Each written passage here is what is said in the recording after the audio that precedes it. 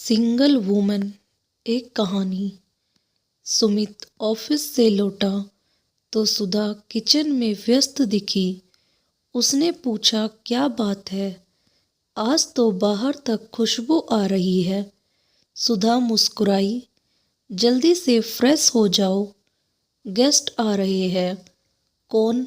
बराबर वाले फ्लैट में जो किराएदार आए हैं, मैंने उन्हें डिनर पर बुलाया है। अच्छा, कौन है?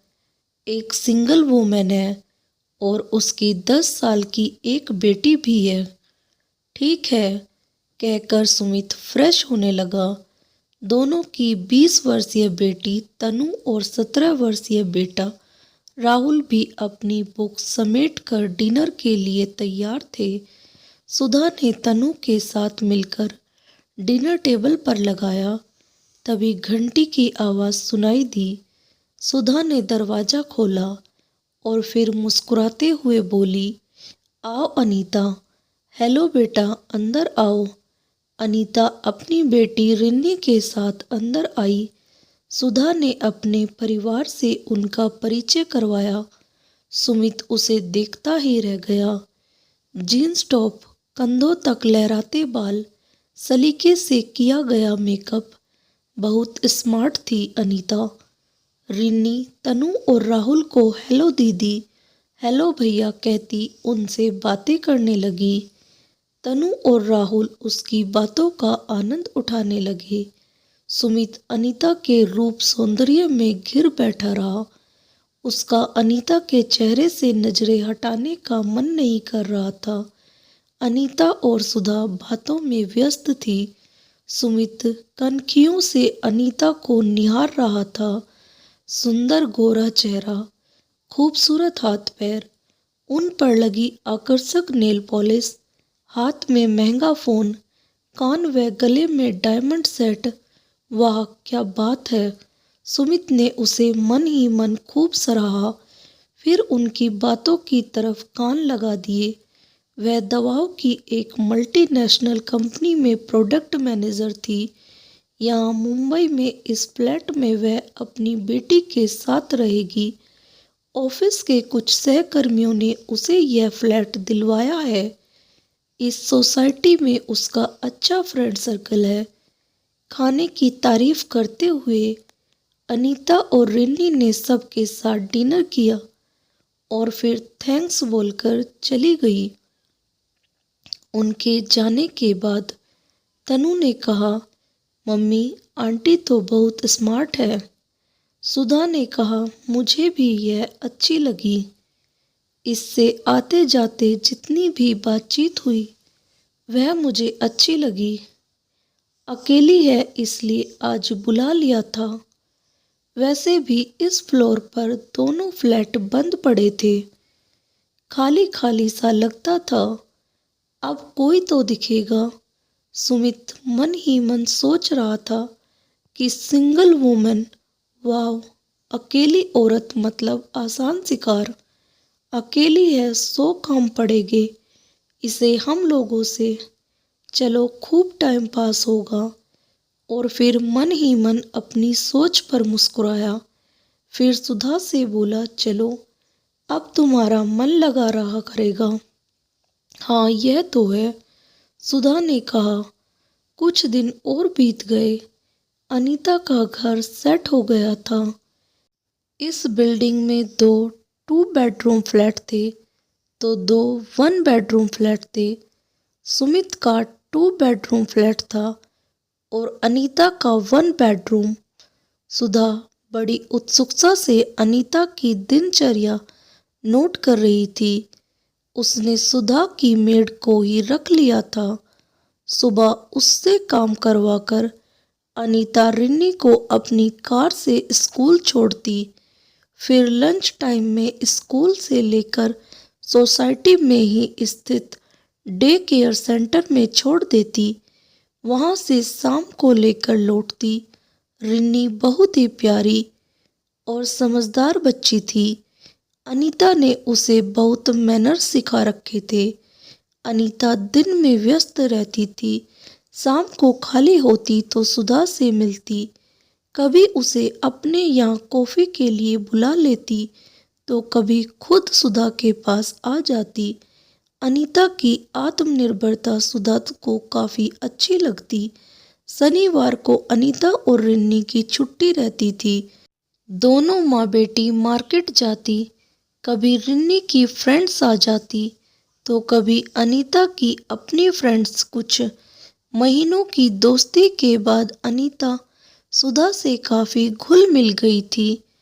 एक दिन उसने अपने बारे में सुधा को इतना ही बताया था, सुधा जी, मैंने अपने पति और ससुराल वालों से निभाने की बहुत कोशिश की थी, लेकिन सब व्यर्थ गया। तलाक लेने के अलावा मेरे पास कोई रास्ता नहीं बचा था। अब मैं रिन्नी के साथ अपनी लाइफ से बहुत खुश हूँ। सुधा मन ही मन अनीता की हिम्मत की दाद देती रहती थी।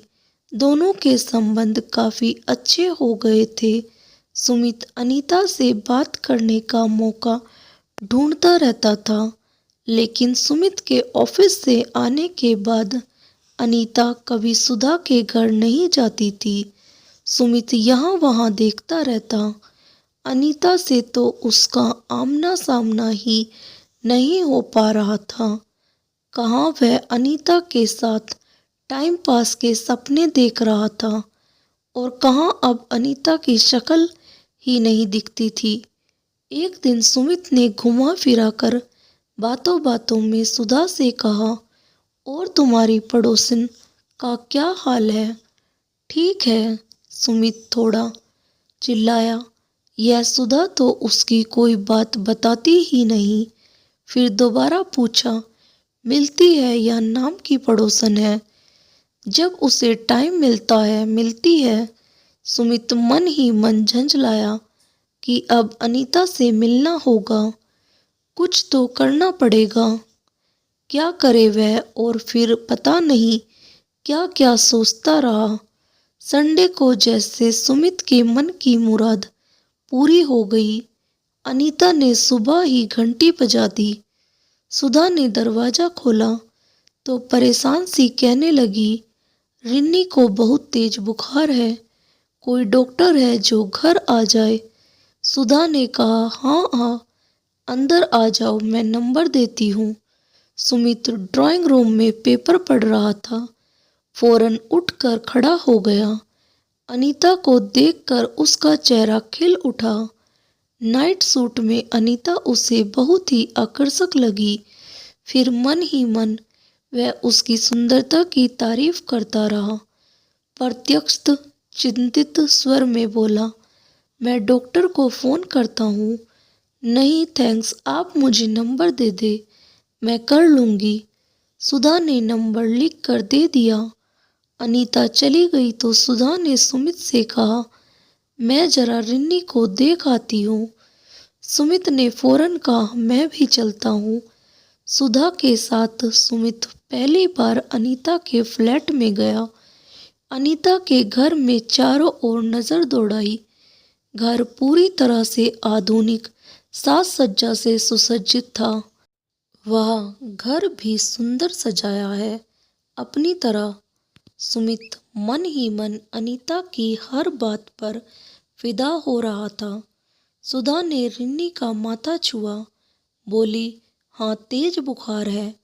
अनीता डॉक्टर को फ़ोन कर रही थी, लेकिन उधर से फ़ोन उठाया नहीं गया तो कहने लगी, संडे है, शायद सो रहे हो। ऐसा करती हूँ, अस्पताल ही ले जाती हूँ। सुमित ने फौरन कहा, मैं चलता हूँ, आप रिन्नी को उठा ले, मैं कपड़े चेंज कर गाड़ी निकालता हूँ, आप नीचे आ जाओ। ठीक है, सुधा ने कहा, मैं भी चलती हूँ। सुमित ने कहा, नहीं, तुम क्या करोगी? बच्चों को क्लास के लिए उठाना है, मेड भी आने वाली होगी, मैं दिखा लाता हूँ। ठीक है कहकर सुधा अपने घर आ गई। सुमित कपड़े चेंज करके बोला, बेचारी सिंगल वूमेन है, परेशानी तो होती ही है। सुमित कार की चाबी उठाकर नीचे उतर गया। अनीता भी रिन्नी को उठाकर कार तक पहुंची। सुमित ने एक नज़र उस पर डाली। टी शर्ट और जीन्स में अनीता का फिगर देखकर एक आह भरी और फिर ड्राइविंग सीट पर बैठ गया। अनीता ने कहा, अगर आपको बुरा ना लगे तो मैं रिन्नी के साथ पीछे बैठना चाहूँगी। हाँ हाँ ठीक है, कहकर सुमित ने मन में सोचा, चलो फिर कभी आगे बैठेगी, फिर कोई काम तो पड़ेगा ही, साथ में तो है, पीछे ही सही। शीशे में सुमित उसे कई बार देखता रहा। वह पूरी तरह से रिन्नी में खोई थी। उसे बहुत तेज बुखार था। वह लगभग बेसुध थी। डॉक्टर ने चेकअप के बाद उसे तुरंत एडमिट कर लिया। अनीता ने एक फ़ोन किया। आधा घंटे में उसकी कई सहेलियां और दोस्त पहुंच गए। सब ऑफिस के लोग थे, लेकिन उसके शुभ चिंतक है, यह बात सुमित ने साफ साफ महसूस की। अनीता ने सुमित का परिचय पड़ोसी कहकर करवा दिया। सबके आने से सुमित असहज हो गया और फिर बोला, मैं चलता हूँ, कोई ज़रूरत हो तो फ़ोन कर देना। और सुमित घर आ गया और सुधा को सारी बात बता दी। सुधा सारे काम निपटाकर और अनीता के लिए खाना बनाकर अस्पताल जाने के लिए तैयार हुई तो सुमित ने कहा, वहाँ उसके कई जान पहचान वाले हैं, मैं ही जाकर दे आता हूँ खाना। सुमित ने मन ही मन सोचा, ऐसा करने से अनीता के दिल में मेरे लिए खास जगह बनेगी, कुछ नज़दीकी बढ़ेगी, मज़ा आएगा। सुधा ने कहा, ठीक है, मैं शाम को चली जाऊंगी। सुमित अच्छी तरह तैयार होकर अनीता के लिए खाना लेकर अस्पताल पहुंचा तो उसे अकेली देखकर खुश हुआ। वह रिन्नी के पास अकेली बैठी थी। सब दोस्त जा चुके थे। अनीता ने खाने के लिए कई बार थैंक्स कहा। सुमित अनीता के साथ कुछ समय रहकर खुश था। वह थोड़ी देर रिन्नी की तबीयत के बारे में बात करता रहा। वह अपनी तरफ से अनीता को प्रभावित करने का कोई मौका नहीं छोड़ना चाहता था। तभी अनीता की एक सहेली भी खाना ले आई तो अनीता हंस पड़ी, बोली, मेरा ध्यान रखने वाले कितने लोग हैं। थोड़ी बहुत बातों के बाद सुमित घर लौट आया। शाम को सुधा अनीता के लिए डिनर लेकर गई। अनीता ने प्यार से सुधा का हाथ पकड़ लिया। आप मेरे लिए कितना कर रही है, थैंक यू वेरी मच।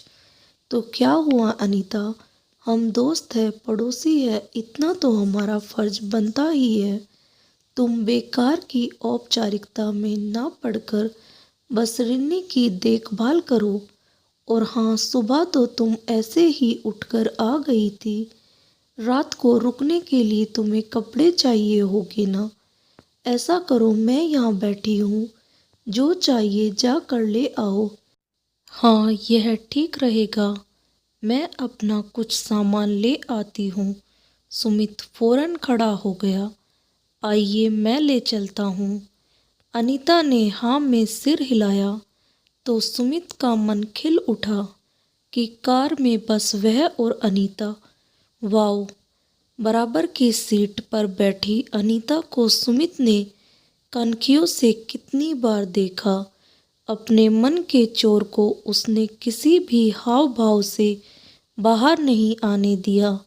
बाहर से वह एकदम शिष्ट सभ्य पुरुष बना हुआ था, लेकिन अंदर ही अंदर मन में कुटिलता लिए एक अकेली औरत को प्रभावित करने का कोई मौका हाथ से नहीं जाने देना चाहता था। रास्ते भर दोनों की कोई खास बात नहीं हुई, लेकिन सुमित खुश था। अनीता के कई दोस्त आ गए थे तो सुधा और सुमित घर लौट आए। रात को बेड पर सुमित की आंखों के आगे अनीता का चेहरा आता रहा। सुधा ने प्यार से कहा, आज तो संडे को काफ़ी व्यस्त रहे तुम, आराम नहीं कर पाए। तो क्या हुआ, सिंगल वुमन है पड़ोस में, इतना तो करना ही पड़ता है। बेचारी अकेली औरत।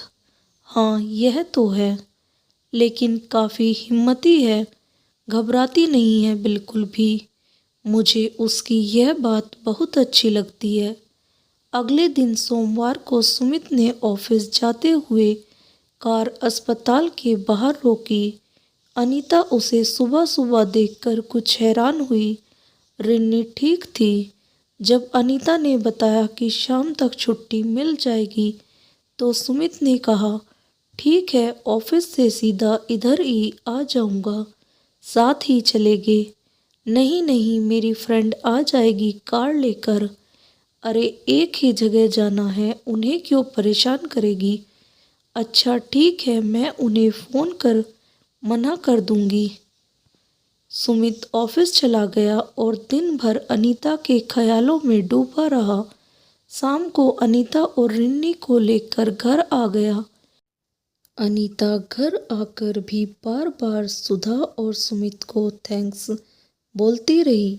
सुधा ने कहा, मैं तुम्हारा खाना लेकर आती हूँ। रिन्नी के लिए मैंने सूप और खिचड़ी बना दी है। आप मेरा कितना ध्यान रखती है सुधा जी। सुधा ने अनीता का कंधा प्यार से थपथपा दिया। अगले दिन अनीता ने ऑफिस से छुट्टी ले ली थी। उसकी फ्रेंड्स आती जाती रही। फिर पुराना रूटीन शुरू हो गया। कुछ दिन और बीत गए। अब अनीता और रिन्नी सुधा से और खुल चुकी थी। कभी कभी सुमित टूर पर होता तो तीनों मूवी देखने जाती, बाहर खाती पीती। तनु और राहुल तो अनीता आंटी के फैन थे। कुल मिलाकर सब सामान्य था। बस सुमित के मन में अनीता को लेकर क्या चलता रहता था, यह वही जानता था। अब उसे इस बात का विश्वास हो गया था कि अनीता भी उससे इम्प्रेस्ड है और अगर वह कोई हरकत करता है तो वह पक्का आपत्ति नहीं करेगी। किसी पुरुष के साथ की उसे भी तो ज़रूरत होती होगी। सुधा के प्यार और विश्वास की एक बार भी चिंता न करते हुए वह अनीता से नज़दीकी के सपनों में डूबा रहता। एक दिन अचानक सुधा के मायके से फ़ोन आया। दिल्ली में उसकी मम्मी की तबीयत खराब थी। सुमित ने फ़ौरन दिल्ली के लिए उसकी फ़्लाइट बुक की। मेड को खाना बनाने के कई निर्देश देकर सुधा दिल्ली के लिए फ़ौरन तैयारी करने लगी। सुधा को एयरपोर्ट छोड़कर आते हुए सुमित कई तरह की योजनाएं बनाता रहा। तनु और राहुल कॉलेज चले जाते। सुमित अनीता से बात करने के मौके ढूंढता रहता, लेकिन सुधा के जाने के बाद अनीता बच्चों से तभी मिलती जब सुमित ऑफिस में होता। सुमित सोचता रहा और 6 दिन बीत गए थे। सुमित सोच रहा था आज तनु और राहुल को एक बर्थडे पार्टी में जाना है। सुधा कल सुबह आ जाएगी। उसकी मम्मी अब ठीक है। रिन्नी 8 बजे तक सो ही जाती है। आज ही मौका है। आज ही वह अनीता के और करीब जाने की कोशिश करेगा। वह मन ही मन कई योजनाएं बनाता रहा। शाम को तनु और राहुल पार्टी में चले गए। कह कर गए थे 11 तो बज ही जाएंगे। सुमित ने नहा धोकर बढ़िया कुर्ता पजामा पहना, परफ्यूम लगाया, घर में बढ़िया रूम स्प्रे किया, बेडरूम ठीक किया। मेड जो खाना गरम करके रख गई थी, गरम करके खाया। समय देखा 9 बज रहे थे। सुधा से भी फ़ोन पर बात कर ली थी। तनु व राहुल से भी बात कर ली थी। उन्हें आने में अभी काफ़ी समय था। रिन्नी सो ही चुकी होगी। सब मन ही मन हिसाब लगाकर सुमित ने अनीता के घर की घंटी बजाई। उसने दरवाज़ा खोला तो सुमित ने कहा, एक तकलीफ़ देनी है आपको। जी कहिए, प्लीज़ एक कप कॉफ़ी बना देगी। पता नहीं सुधा ने कहाँ रखी है, मिल नहीं रही है। सिर में बहुत दर्द हो रहा है। आपको कोई प्रॉब्लम तो नहीं होगी ना। अरे नहीं, आप चलिए, मैं लाती हूँ। आपको भी इस समय कॉफ़ी पीने की आदत है ना, अपनी भी ले आइए। साथ ही पी लेंगे, कहकर सुमित अपने घर आ गया। 10 मिनट बाद घंटी बजी। अनीता ट्रे में एक कप कॉफी लिए आई। उसने अनीता को हाथ से अंदर आने का इशारा किया। अनीता जैसे ही अंदर आई, सुमित ने दरवाजा अंदर से बंद कर लिया। पूछा, आप अपने लिए नहीं लाई? ट्रे टेबल पर रखकर अनीता जैसे ही सीधी हुई, सुमित ने उसके कंधे पर हाथ रख कर कहा, बैठो ना, कब से तुमसे कुछ कहना चाह रहा था। फिर अचानक अनीता की बगल में दबे बैग को देखते हुए बोला, इसमें क्या है? अनीता ने एक व्यंग्य भरी मुस्कान उस पर डाली। बैग की चैन खोलकर स्प्रे निकाला। बोली, यह खास स्प्रे है, क्या आप देखेंगे कि कैसे काम करता है? सुमित ने सोचा कि कोई मादक स्प्रे होगा। वह और निकट खिसका तो अनीता ने उस पर स्प्रे कर दिया। अनीता गुर्राई, उन लपंड पुरुषों का इलाज हमेशा मेरे पास रहता है जो सिंगल वुमेन को आसान शिकार समझते हैं। फिर सुमित का चेहरा देखकर बोली, उफ सॉरी, यह तो आप पर स्प्रे हो गया। सुमित बुरी तरह कर्रा रहा था।